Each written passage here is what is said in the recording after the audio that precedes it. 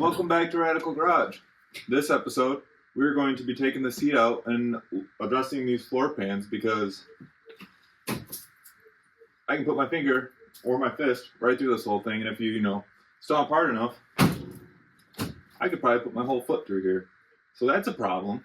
So first thing we gotta do, we gotta take this seat out and clean up these floors and see just what or how much we have to replace of this floor. So let's get to it.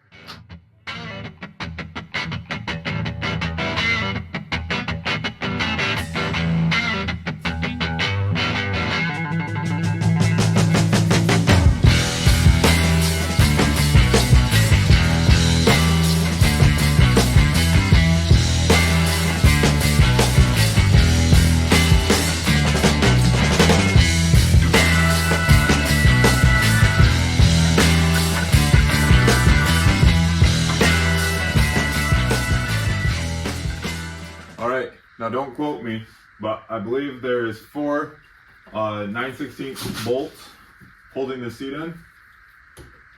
Let's get these bad boys out and let's try to get the seat out. One's done.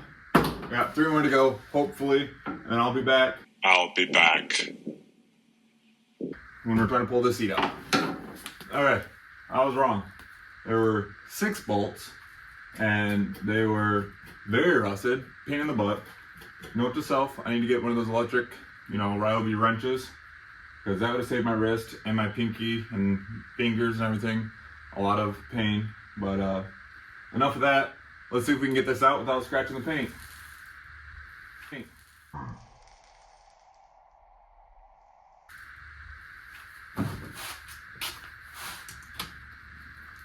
Lift with your back.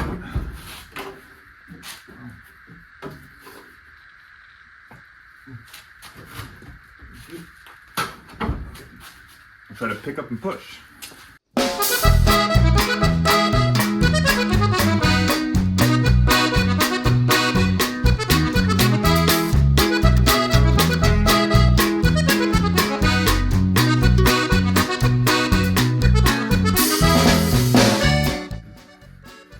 Probably helps if I take the seat belts out.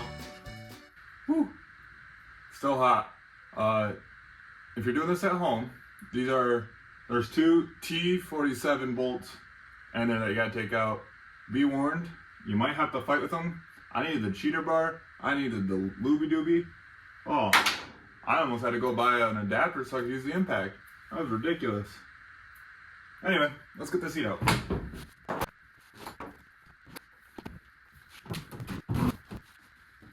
Whoever says working on your stuff doesn't pay off, that's a lie. I just made 26 cents.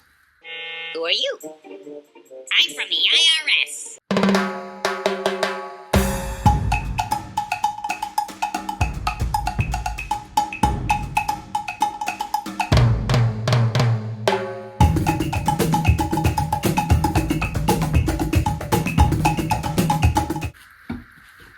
Don't mind me, just dancing with the seat here. Actually, that doesn't look too bad. No, wait, down here. Yeah, we'll look at this in a little bit. Look at all the crap coming off of it.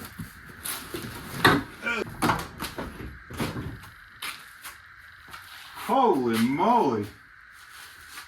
We got a balloon. Might be 20 years old. Okay, we had a balloon. What else we got?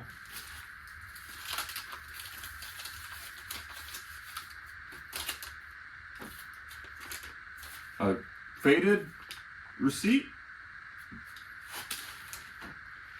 I'll just bring you guys in here. All right. I don't know how well you guys can see that, but it is dirty. Let me grab the shop vac and I will work on cleaning this thing out. All right. Kind of got it cleaned up just a little bit in this area. There's a lot of dirt in here for some reason. Not quite sure if this was a mudding vehicle. I doubt it, but possibly. But there is a lot of dirt. Let's go over to that other side and lift that mat up and be prepared for the worst, I guess. Okay, everybody, say it with me. Move that bus. Oh no. Oh, no. Oh, he's got it screwed down. Oh. Oh, so much for this side being good. Let's take these, let's see, these trim panels, or kick plates, whatever they're called, off on both sides. And then I'll come back when this rug is gone, and we can take a look, or deep dive, into how bad this side is. Good news, I do have floor pans. They're buried in my stash of parts for this thing, but it's gonna need that and possibly more. We'll see. I'll be back. Alright, so I got these trim plates, still plates, whatever you want to call them off. Let's see what the damage is. Oh. Is this a mud flap?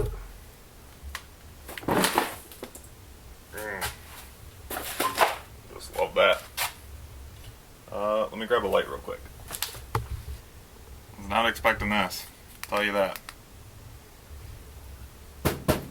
Oh, what is that? Are these rivets? Oh man.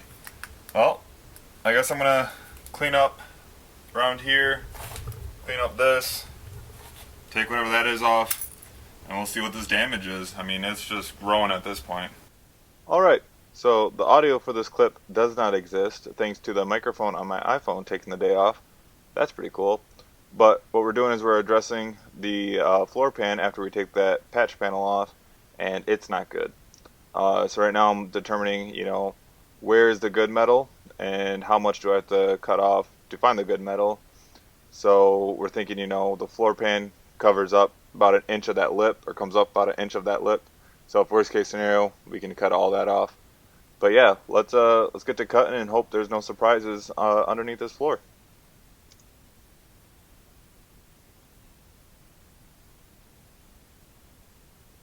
So I'm just in here cutting away, got the floor pan I have, just kind of measuring it out and everything, and cutting what the rust is, so pretty bad rust here, thinking about taking it up to here, but it's not rusty, so I was like, cool, I'll just cut below that.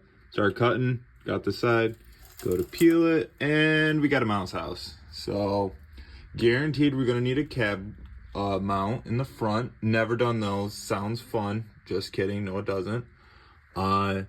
So I'm gonna look up how easy or / how hard it is to replace a cab mount, and I'll probably order both sides because there's rust over there, so I'm sure that one, it might not have a mounts house, but probably looks like this underneath, and this is the cab mount. So yeah, love surprises, not, and I'll come back when I either have this cut off more or we're addressing the cab mount, whichever comes first. So after looking at how in-depth it is to replace this cab corner, oh, well, let me turn my headlight on real quick. One of these buttons, there we are. So, don't know if you guys can see, let me see if I can get you in here. But, I mean, it's delaminating pretty bad. I don't think it'll take much to get through that. And I'm not going all this way to do a half job on it. So I think I need to replace this, but at the same time, before I get too far, I should probably look at that side, because in order to replace those, the easiest way to do it is to take this fender off. In order to take that off, we have to take the hood off, and then if we're gonna take the hood off, we might as well take the inner fender off. And if we're gonna do that, we might as well paint the insides, make the engine bay look nice, paint the radiator, support core, all that, and just get carried away up there before we come back to do the floors. So with all that being said, I'm gonna start cutting over there to see if we need to replace that cab corner as well, which I'm sure we do. And then also something we need to look at, I don't know if we can see, is if we need to replace the rubber mounts themselves. So yeah, there's a lot to do now all of a sudden, and not a lot of time to do it. Also, on a side note, does anyone know what these are? Because I'm probably going to delete them, most likely, and it'd be nice to know what they are before I do it. But yeah, so I'm gonna start over there and I'll come back when it's time to peel open that can of worms. All right, moment of truth. I have the top cut over here cut, not here. We're gonna hinge it on here. This is thicker than I thought it would be. This is pretty good metal. Still think we're gonna probably cut all this, but that's enough talking. Let's see what's under here. Oh yeah.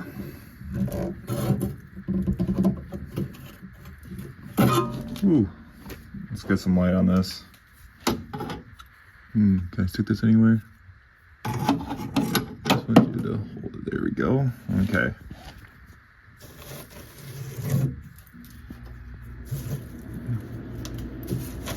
Oh wow. Yep, there's another mouse house. I think we're at 3 now.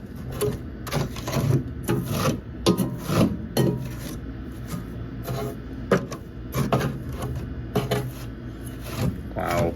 Yeah, that's, I don't know if you guys can even see over there. There's a big mess over there.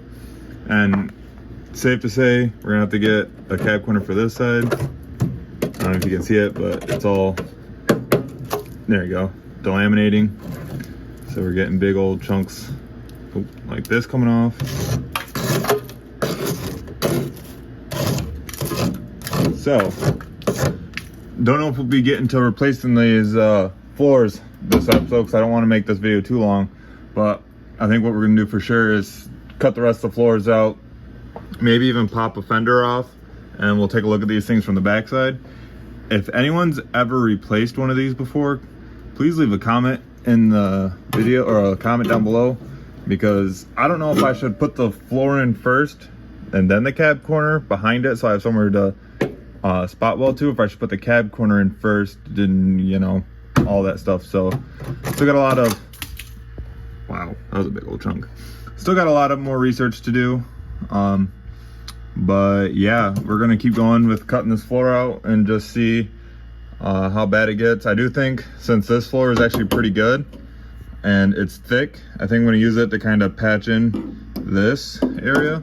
And I think I will get an angle piece to put under here to kind of brace it, make it a little bit thicker. I don't think that will hurt anything, and there's definitely a lot of room underneath.